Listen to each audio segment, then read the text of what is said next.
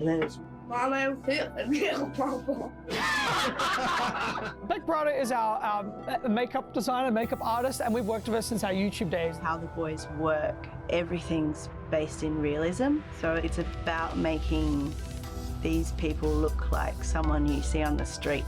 A24 seems to be doing well with its movies and revealing what it has to offer in terms of horror films, as it's what they are best at. There's something about casting someone that actually was vision impaired to play that character. Again, will bring a depth and an understanding that we couldn't do just on the page. And so, like, talking about her personal experiences and having her navigate the character and bring a bit of herself to Piper's character was what we always aimed for and were striving for. Just from the trailer alone, many fans loved what it told without giving too much away and spoiling the entire film like most trailers tend to do nowadays.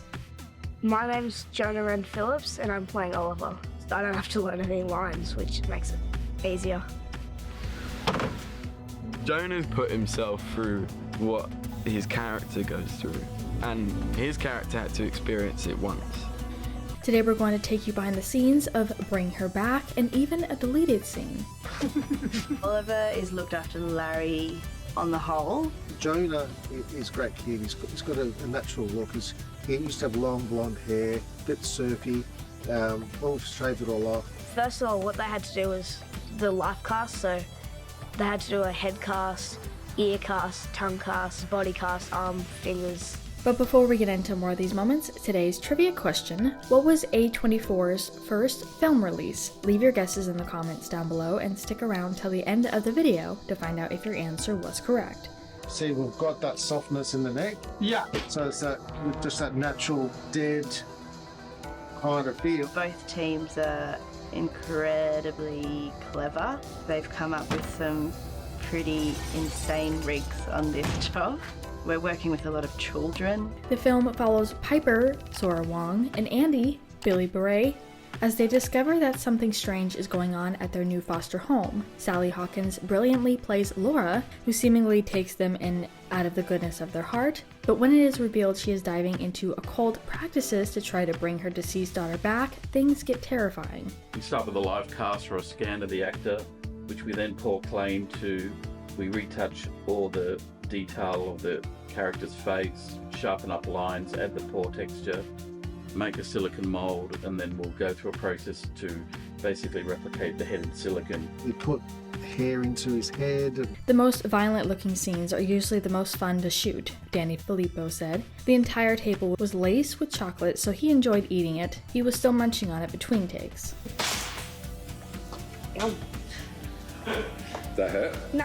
You right? You sure? Yeah, I'm fine. And so his teeth start to chip. So we give him some false teeth that were made from a dental technician. How does it feel? I can't really talk properly. A bit weird. There's a scene in Bring Her Back from Talk to Me writer-directors Danny and Michael Filippo that's so violently grotesque, I actually closed my eyes to shut it out. Trying to deny what was going on the screen, it just made what was going on in the theater more vivid. Body.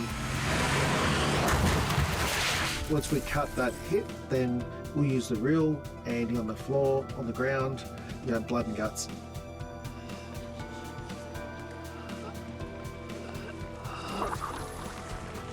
Hopefully, we get a really cool gag. It's a big bell. Michael said the only traumatic part of the sequence was watching his brother enhance the sound effects by actually biting objects. In one sound design, Danny was actually chewing on a knife. He's having to do it every take. Bigger bites. He's a little trooper, that boy, and I have a lot of respect for him. Chewing that in the, try and get the knife in the, where the chip tooth is, and it's chewing on that spot. Ollie, please! I know he's the toughest kid of all time. It's such a tricky character to play, but again, he brought this authentic creepiness to the role. It's such a different experience watching it than making it, Michael said. I think that's what really drew us to filmmaking when we were kids, was seeing these death scenes in movies that we weren't allowed to watch. He's helped me in some of my toughest scenes. We've done lots of activities to help us get that brother-sister bond. Me and Sora went to karaoke and we went to dinners together, and when you start singing in front of people you've only just met, it definitely breaks a certain ice. What colour's his hair? Red. Yeah. As I share my excitement for this film, I want to mention we are currently doing a giveaway. Share what you were most excited for with this project, and the best comment will win a $25 Fandango gift card where you can purchase a full movie with added bonus features. Comment down below and one winner will be chosen. And it was very important to us to find a house that had a pool at the heart of it. Every window at that bottom story looked out on the pool, and the pool plays such an important role in the film, and it was the greatest, most extraordinary find. This isolated house that's surrounding this pool, and even the shape of the pool was so unique. Michael recalls how difficult it was to have conversations with Phillips when he was in prosthetics. Sora chimes in, admitting that the whole process was scary for her. Because I've never filmed a movie, I've never seen so much prosthetics and all that blood and stuff. It was horrifying. Yeah, you seem like you're enjoying it. Yeah, I am. So there's a little moment where Oliver's chewing on a body. So make it look like a bite. Yeah, that's right. We start to take away his eyebrows, got a nice complexion, but he's starting to be broken down. So we add more veins. We've got a lot of temporary tattoo veins and scabs. Danny spoke about Sally Hawkins on set and how into the character she was. There's a scene where she is in the hallway grabbing someone's arm and in this really frenzied panic mode, and she was terrifying to approach on set because she was so in it, like crying between the takes and moving around. She just fully lived and breathed the character. The pool shed was a dirty, manky thing that every time it would rain, it would flood. So you'd have to pull out all the rain, quickly shoot as much as you can and fill up, pull out the rain. But again, it looks incredible on camera. I don't know how Vanessa pulled that off. It felt like it'd been there for decades. Michael reveals that they considered a few different endings, including one where Kathy actually did end up in Piper's body, but a bigger, scarier planned finale was scrapped when their friend died and it switched to a more emotional one. You enjoying it? Yeah, oh my god, I never knew how fun dancing on the rain could be though. It's really great, but... Now you're going to do it on your off time. Yeah, now I gotta do it again. What we loved about water was that as a visual device, it obscures your vision. There's this whole idea of sight, and what you can see was a theme that we played with a lot. We have beads, we have water. Death is really unfair and it's really sudden. People don't get a resolution, Danny says. Harley died at 22-23. His story wasn't finished. The film's ending goes against the conventions a little, but it feels more true to life. So the Tari Demon he did want was something original and something old, something ancient. Even though it was a pullover mask, we ended up doing pretty much half his body in makeup. So then anyway, we took him out on set, and I think everyone was really impressed, everyone really loved it. The deleted scene they decided to remove was called Ding Dong Dash, a scuffle between a couple of the characters leading to one of them leaving the house and nearly being left behind in a getaway car. A very brief scene that wasn't really needed for the film overall. Oh my god! Take him down! Ollie! Oh fuck! You like the music?